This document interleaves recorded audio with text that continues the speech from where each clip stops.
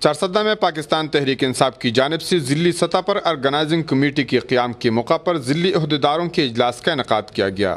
اس موقع پر چارسدہ کی تینوں تحصیلوں کے عہدیدار اور پارٹی کارکنان کثیر تعداد میں موجود تھے۔ اجلاس سے خطاب کرتے ہوئے پاکستان تحریک انصاف صوبہ خیبر پختونخوا کے صدر اسد قیصر نے کہا کہ ضلعی آرگنائزنگ کمیٹی لوگوں سے مشاورت اور پارٹی کے لیے دیگر اہم امور سر انجام دینے میں مددگار ثابت ہوگی۔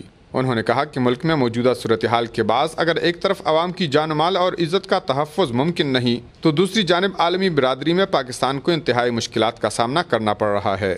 انہوں نے مڈ ٹرم الیکشن کا مطالبہ کرتے ہوئے کہا کہ تحریک انصاف اقتدار میں آ کر دہشت گردی کے خلاف جنگ پر واضح پالیسی اپنائے گی۔ ملک کی خود مختاری یقینی بنانے کے لیے پارلیمنٹ کو مکمل طور پر بااختیار بنایا جائے گا اور آزاد خارجہ پالیسی تشکیل دیا جائے گا۔ صوبائی صدر نے کہا کہ ملک کی خود مختاری اور سالمیت کی خاطر پاکستان تحریک انصاف کے سربراہ عمران خان 25 جون کو ملتان سے عوامی تحریک کا آغاز کر رہے ہیں۔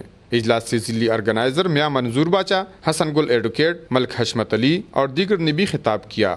کفایت اللہ، اے نیوز، چارسدہ۔